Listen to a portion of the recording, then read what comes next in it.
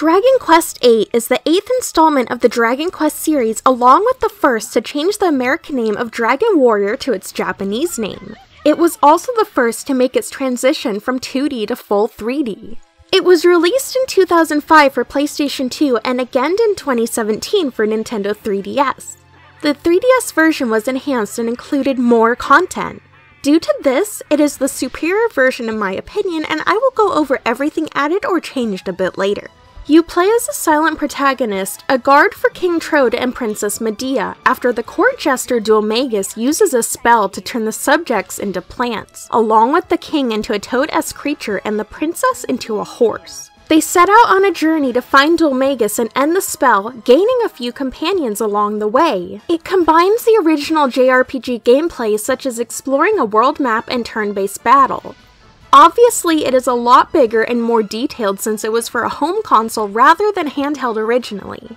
You either explore the world map or you enter dungeons and towns. Each location is unique and you visit all types of terrain. As the game goes on, you can explore by walking, by ship, or by airship.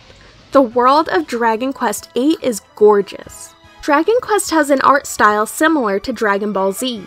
It gives the games a nostalgic feeling since a lot of people either knew of or watched Dragon Ball Z. All of the important characters have unique designs, the townspeople all look the same for the most part. What stands out the most design-wise are the monsters.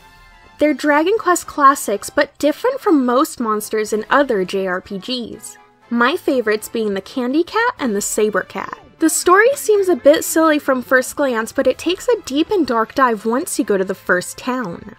Someone was murdered by Dulmagus, and their house was burned down by him as well.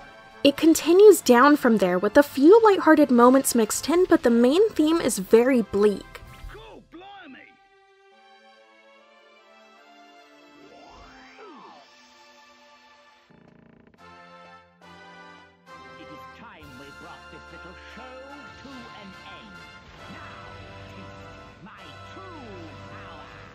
This was the first game to ever make me cry after the event in Ascantha involving King Pavan and his late wife Sasha. As far as the eye can see. Oh, Ascantha is so beautiful. Yes. Beautiful, Sasha. So beautiful. My darling king. For people to live their lives happily, you must be strong.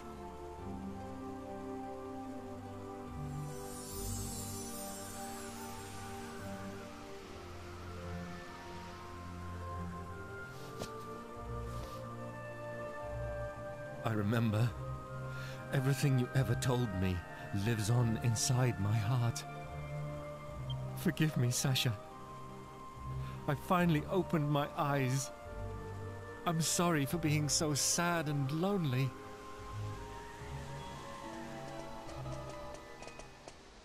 This event also has one of my favorite and most beautiful areas in the game, the Moon Shadowland.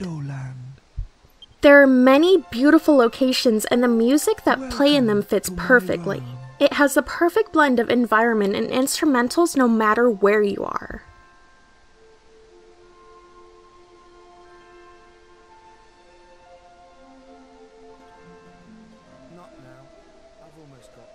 Your party originally consists of the protagonist, a former bandit named Yangus, a Templar knight named Angelo, and a sorceress named Jessica. They all have interesting backstories and reasons for joining the party.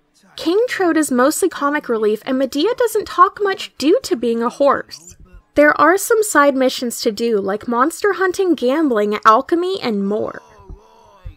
Each location you visit will have secret activities to find and complete. There are some dungeons with mild puzzles to solve, but most aren't very difficult. The battle system is typical turn-based, but your character stats also affect how monsters react to you. For example, if Jessica's sexuality is high enough, some monsters will stop and just stare at her instead of attacking. Each party member has two types of weapons they can wield in battle. If a party member falls in battle, they die and have to be resurrected at a church where you also save your game. It costs money to do so, and the higher their level, the more it will cost. Two blokes ganging up on one bird? Behave.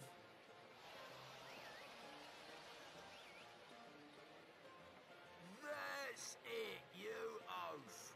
Those are my mates.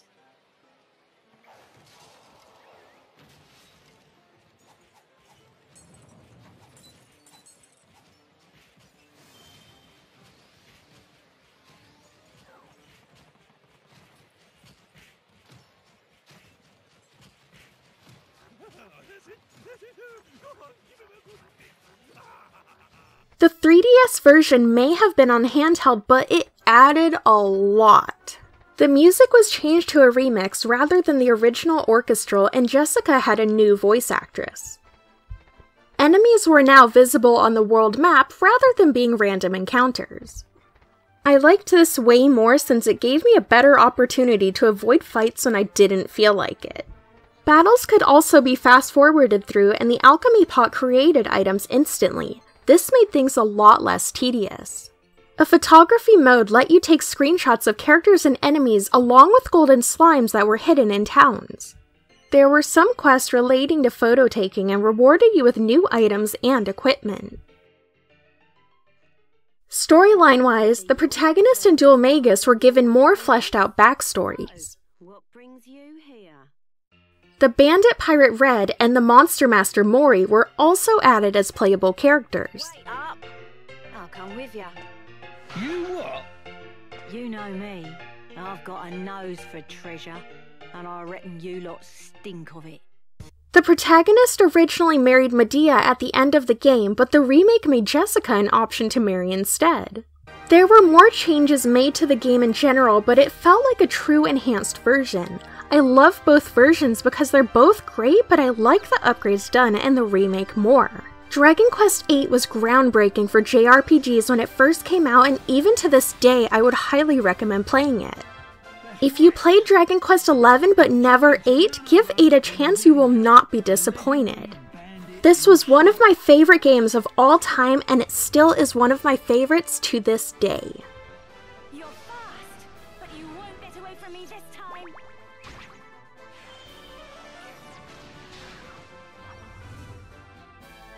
The name's Angelo.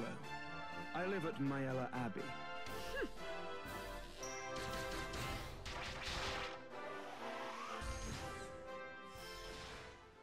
Thank you for watching. The whole time I've been recording this, Emil keeps talking in the background, so I've had to do it over and over again, right, Emil? Yeah. Yep.